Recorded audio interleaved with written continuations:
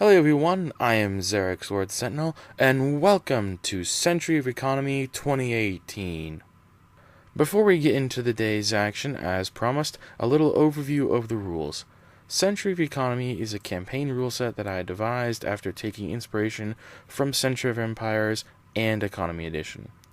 Instead of regular gold, factions will gather resources which can be converted into gold at their home island. Resource values fluctuate throughout the game, meaning what's valuable at the start is not always valuable later on. A link to the full rules can be found in the description below. You may have noticed in the last video, but this map has a few special locations on it, such as the portals. The portals have gold on them at the flat base part, and factions may build forts there. What makes a portal truly interesting, however, is their function. If a ship sails into a portal and rolls a 6, it may sail out of any other portal in play. If a faction builds a fort on one, that faction does not have to roll to travel between portals. Currently located on the portals and a select few islands are some very valuable goodies. Mostly silver coins that are worth double their printed value, and sparkly silver coins that are worth triple their printed value. However, amongst all this valuable silver, there is also a host of UTs that we have never used before. Now, on to the factions and starting fleets. First up are the Cursed, controlled by my brother, Ginger Ninja. Their starting fleet is Dark Pact with the Helmsman, the Spilled Salt, and the Fiddler's Green. Starting fleet for the French, La Gaule, La Vengeance with an Explorer, Liqueur du Lion, and Le Petit Dauphin with a helmsman. Next up, we have the English, controlled by J.W. Darkhurst.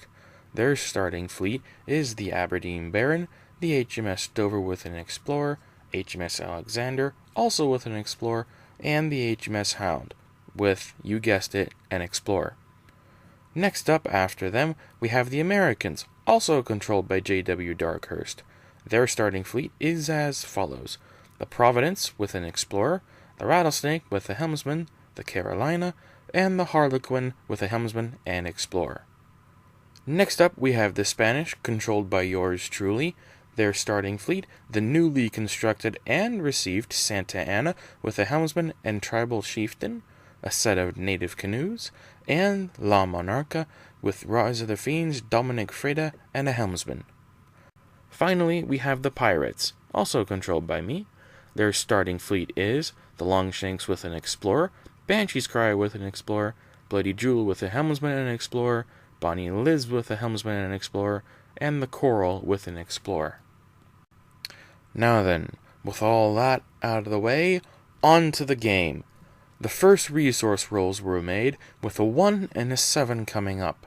This meant that all resources were worth their face value. For example, lumber is resource number 1, and so will be worth 1 gold. These values would hold for the first 7 rounds. The Cursed fleet spreads out, looking for gold and valuable resources. The French navigate around a shipwreck and head in different directions as well. The English get off to a little bit of a rough start. The Alexander loses a mast going over a reef. With the exception of the Hound, the English stay bunched up and move as one. The Americans are smack in the middle of everything and begin heading in different directions. The Santa Ana fails at her built-in extra action and heads for islands unexplored, while La Monarca heads in the opposite direction.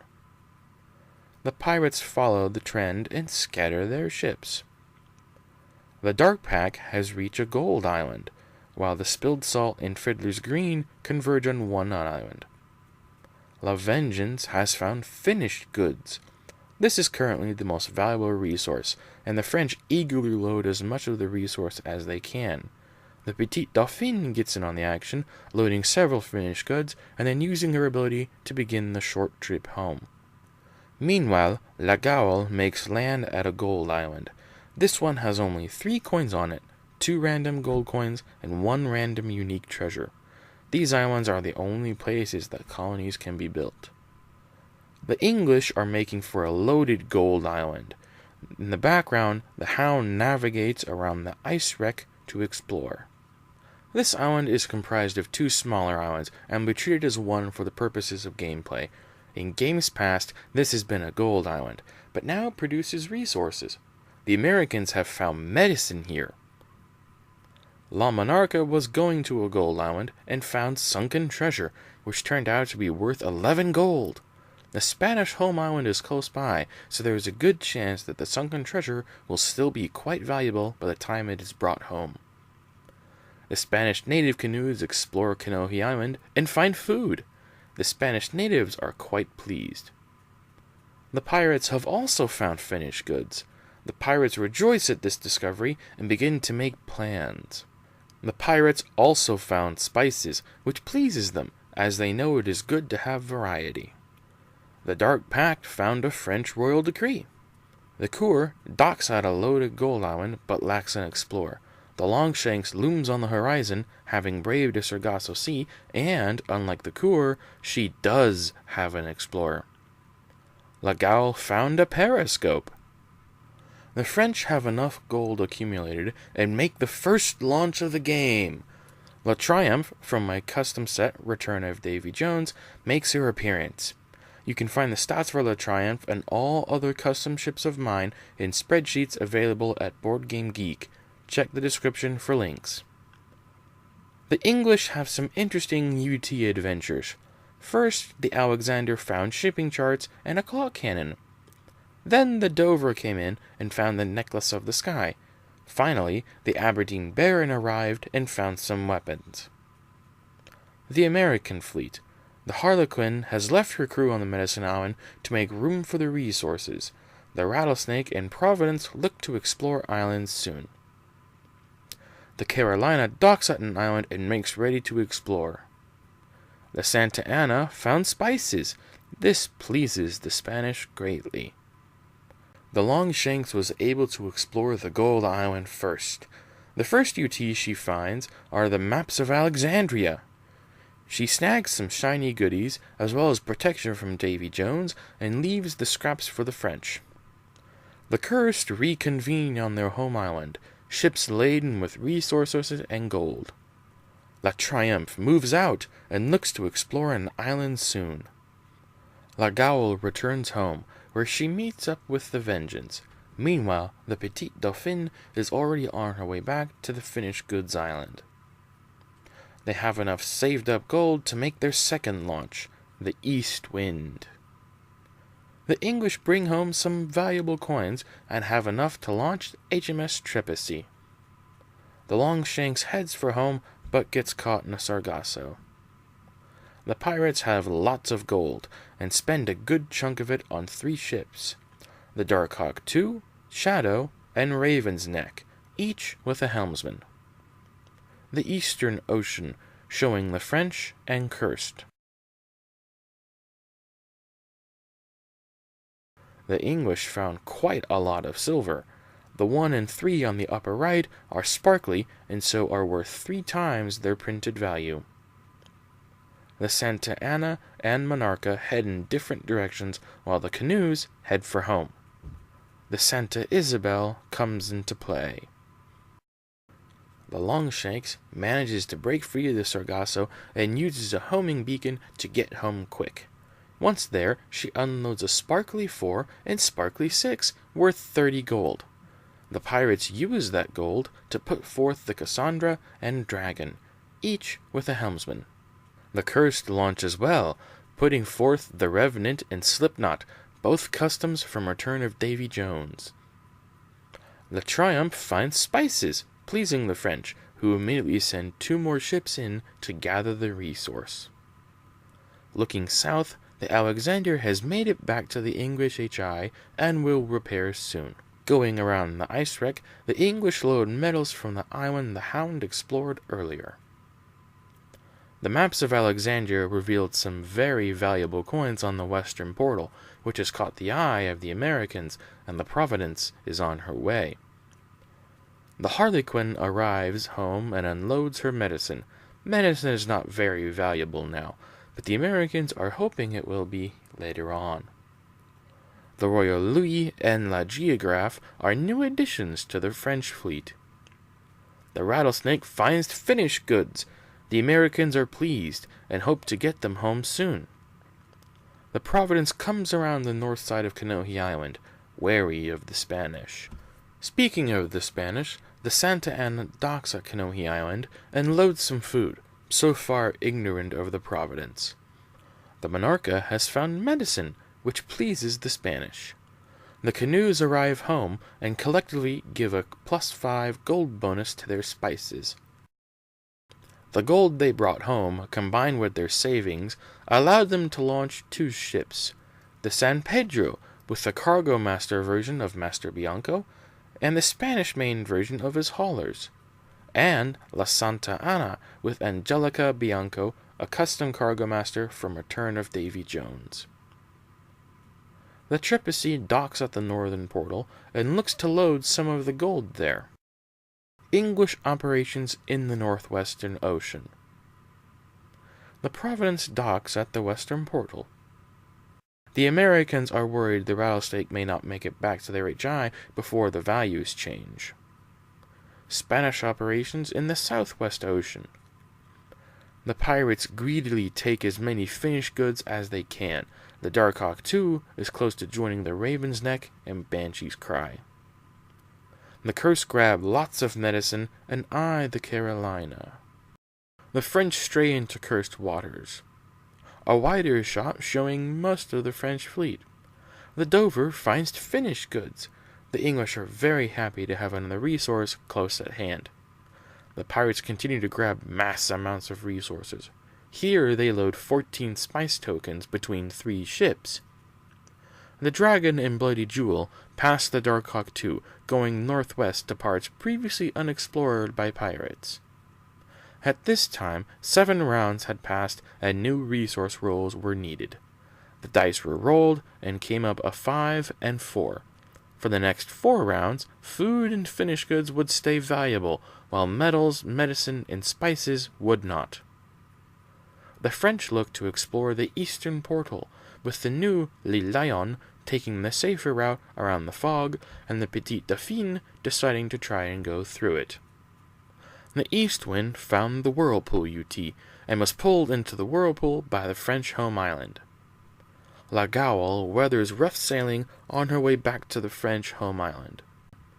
The French have already explored it, but they left some valuable goodies behind, which the cursed now eye. Not feeling secure, the English launched the London with a captain and helmsman. The first true gunship is in the water. The Americans launched the Lynx. The ice wreck berg gets bigger. Perhaps another ship will wreck on the berg. The French have been spending and launching ships and crew. Here you can see some of their recent additions to their fleet. The Spanish canoes maneuver around a reef and La Monarca to get home. The San Pedro and La Santa Ana dock at and load lots of food from Kanohi Island. The influx of gold on the turn before allows the Spanish to launch the Isabela, La Cordoba, La Zaragoza, and La Joya del Sol, each with a helmsman. The Dragon is one of the first ships to brave a whirlpool. She emerges unharmed from a whirlpool by the eastern portal. The pirates have lots of gold, and they launch 2 ships to help them out even more. The Grand Barnacle, with Captain Jack Sparrow and a helmsman, and the Song, with Jenny Gallows, a helmsman, 2 oarsmen, and an explorer. The Cursed spend all of their gold and launch the Guishan, with the Headhunter, a helmsman, and Ocean's Edge, Davy Jones. The French build the first colony of the game. The Lion explores the portal, but the Petite Dauphine is stuck in fog. The Lynx approaches the middle island, while the newly launched Concorde heads east. At present, the Concorde is the closest thing the Americans have to a gunship. The Spanish fleet, the Santa Ana and Santa Isabel, are both going to the Medicine Island, while some of the much slower ships head for the closer Spice Island. The Bloody Jewel finds jail, which throws her helmsman back to the home island, and then she finds a barrel of monkeys. What fun! On his first roll, Davy Jones rolled a 6, which he used to speed the Hound up on our way to the northern portal. Seems Jones is in a good mood, with the cursed star feeling nice. The French launched the Saint Joan as well as the Enfant Terrible with Capitaine Bahuin de la Flotte. The Monarca is heading for the portal, or the island that lies beyond it. The canoes have all docked home and unloaded their gold. Jack Sparrow arrives at the finished goods island and begins to work his magic. The dragon moves to explore the eastern portal. 4 rounds passed quickly and new resource rolls were needed. A 3 and 8 were rolled, making spices the most valuable resource. This will benefit the Spanish, pirates, and French most, since they have lots of spices nearby and already on their home islands. The Guishan docks at the northern portal and takes almost all of the treasure there. The Raven is a new addition to the English fleet. Here, she docks with the Dover at the finished goods island the English found. A shot of the Middle Ocean, showing the Americans prominently. The Providence is almost home with treasure from the western portal. The Monarca docks at and explores the western portal for the Spanish. With the sudden change in resources, all available ships are rerouted to the Spice Island. Meanwhile, the San Pedro unloads her gold thanks to Bianco's haulers. To finish their turn, the Spanish build El Castilla del Infinita on the western portal, allowing them to travel between any portal on the map without having to roll a die. Night begins to fall on the pirates. Cashing in a large stack of spices, the pirates spend 94 gold on several ships. Lady Scorn from Rise of the Fiends, with Jean Lafitte, a captain, helmsman, cannoneer, and oarsman. The Neptune's Horde from Revolution, with Havana Black, a helmsman, and 2 oarsmen. The Amity, with a helmsman, the Hades Flame, with a helmsman, the Princess, and the Ranger. And that, dear friends, was day 1 of COEC 2018. A lot has happened, and more is sure to come, so if you want to see it all, make sure you are subscribed. If you like what you saw, make sure to hit that like button. Thanks for watching, and I'll see you all next time.